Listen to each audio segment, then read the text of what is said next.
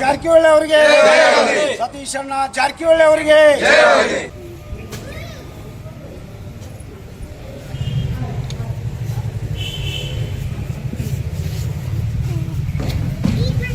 ಸತೀಶ್ ಅಣ್ಣವರು ಈಗ ಮುಂದಿನ ಇದರಲ್ಲಿ KPCC ಅಧ್ಯಕ್ಷರಾಗಿ ಚಲೋ ಉನ್ನತ ಹುದ್ದೆಗೆ ಹೋಗ್ಬೇಕಂತ ಆಶೆ ನಮ್ದೆಲ್ಲರದು ಸಮಾಜ.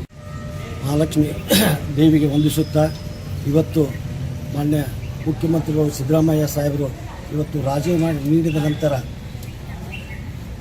ಮತ್ತೊಬ್ಬ ಮುಖ್ಯಮಂತ್ರಿಗಳಾಗಿ CLP ಮೀಟಿಂಗ್ ಇನ್ನು 2 ದಿವಸದಲ್ಲಿ ಆಗುತ್ತದೆ.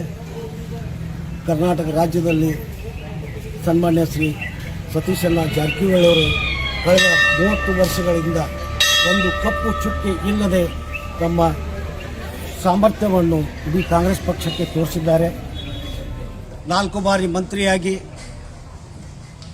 ಕಳೆದ ಬಾಯಿ ಇಲೆಕ್ಷನ್ದಲ್ಲಿ ಶಿಗ್ಗಾಂವ್ ಇಲೆಕ್ಷನ್ ಇರಬೇಕು, ಬಾಗಲಕೋಟೆ ಇಲೆಕ್ಷನ್ದಲ್ಲಿ ಸಾಕಷ್ಟು ಕೆಲಸ ಮಾಡಿ ಆ ಅಭ್ಯರ್ಥಿಗಳನ್ನು ಅತ್ಯಂತ ಪ್ರಚಂಡ ಬಹುಮತದಿಂದ ಆರಿಸಿ ತಂದಂಥ ವ್ಯಕ್ತಿ ಯಾರೆಂದರೆ ಸತೀಶ್ ಜಾರಕಿಹೊಳಿ ಅವರು. ಬರುವಾಗ ಇನ್ನು ಮುಂದೆ ಹೊಸ ಏನು ಸಚಿವ ಸಂಪುಟದಲ್ಲಿ ಸತೀಶ್ ಜಾರಕಿಹೊಳಿ ಅವರನ್ನು ಲೋಕೋಪಯೋಗಿ ಸಚಿವರನ್ನಾಗಿ ಹಾಗೂ KPCC ಅಧ್ಯಕ್ಷರನ್ನಾಗಿ ಮಾಡಬೇಕು. ಅವರನ್ನು ಕೊಟ್ಟರೆ ಇಡೀ ರಾಜ್ಯಾದ್ಯಂತ ಸಂಪೂರ್ಣ ತಮ್ಮ ಹಿಡಿತದಲ್ಲಿ ಇಟ್ಟುಕೊಂಡು ಮುಂದಿನ 28ರ ಇಲೆಕ್ಷನ್ದಲ್ಲಿ ಮತ್ತೆ ಕಾಂಗ್ರೆಸ್ ಸರ್ಕಾರ ರಾಜ್ಯದಲ್ಲಿ ಬರುವುದರಲ್ಲಿ 2 ಮಾತಿಲ್ಲ.